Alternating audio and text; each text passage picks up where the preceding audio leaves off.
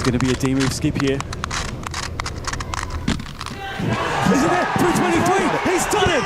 Brendan Dunnigan is the world champion for clock! This is the moment Brendan Dunnigan thought he was the Rubik's Clock world champion, because little did he know, that was about to change in the most controversial way possible. Not because of the unreal upset he was about to fall victim to, but because of an official decision that would turn the entire community against itself. On the final solve of the World Championship, out of nowhere, 16th in the world Antoni Stojek stole the world title from Brendan by 0.02 of a second. Complete chaos broke out, and in the greatest moment of his career, Antoni had just done the impossible. He is the world champion. He will be world champion for 2 more years. Just one problem. That's not true. Antoni Stojek wasn't the world champion, and neither was Brendan Dunnigan, because an official decision was just made 55 days after the World Championship that decided everyone was going to lose. On August 28th, to the community's absolute disbelief, third-place finisher Włodzimierz Kapuscianski had become the new world champion. Antoni had been completely stripped of his title 2 months after winning it. But wait, if Antoni isn't world champion, it should at least be Brendan, right? The rankings say he's next in line. Well, it turns out, both Brendan Dunnigan and world champion Antoni Stojek were faced with the exact same disqualification for something they had zero control over.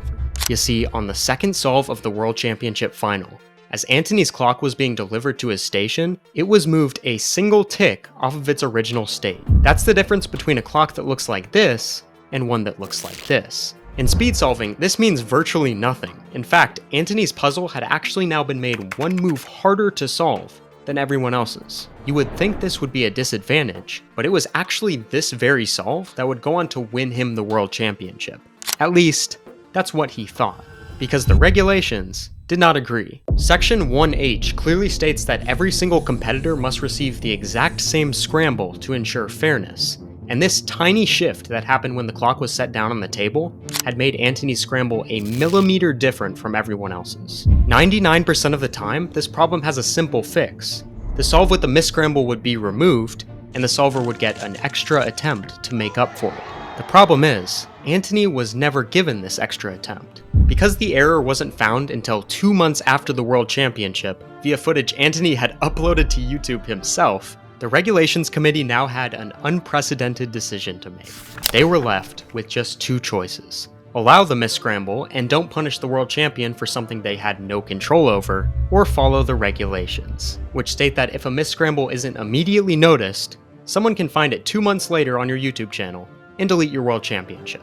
So with all of this laid out and the consequences fully understood, the WRC decided to remove Antoni's solve entirely, along with his world championship title. And there was nothing he could do about it. The community was having none of it, and they were very eager to let the committee know that. If this 92% disapproval rate said anything, it was going to be all-out war. And for good reason. Antoni had traveled 5,000 miles to pull off perhaps the greatest upset in cubing history, just to have it taken away because he decided to record his solves. This is an absolute joke. This is unfair. We are actively destroying cubing from your own. This decision is this situation is so ridiculous. Anyone happy with this result? I mean, even Antoni's mom was on the front lines of this protest. It had gotten that bad.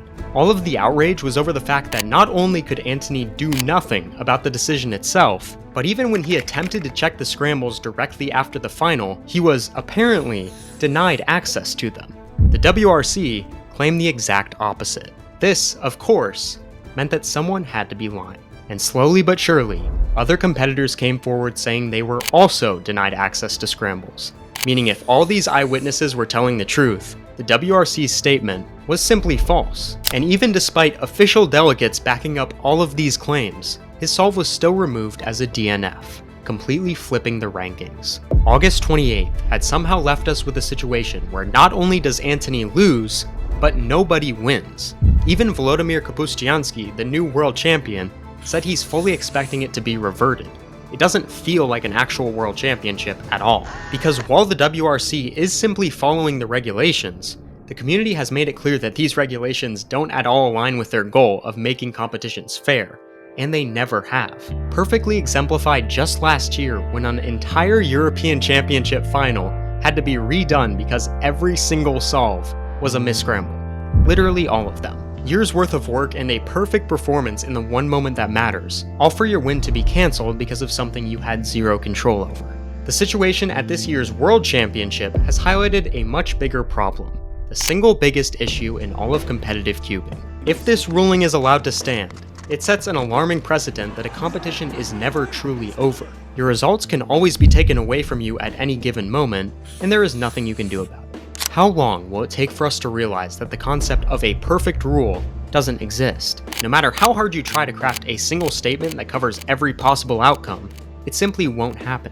So logically, looking at these situations on a case-to-case basis isn't favoritism, it's simply getting back to the original point of the rules themselves, to make things fair. And the only way to do that is to be open to change, something this decision seems very much so afraid to do. There's no question the WRC had good intentions, but that doesn't matter when the decision quite clearly does more harm than good. In 2024, we saw a huge investigation into a world record using a technique that was clearly illegal, and the rules were only changed in a way that allowed the illegal world record to stand, whilst also banning everyone from ever using the technique again. Whether these decisions are the WRC's or not, we're always left with the same conclusion. The rules are the rules, and there's nothing you can do to change them. You'd think that at some point, something has to give.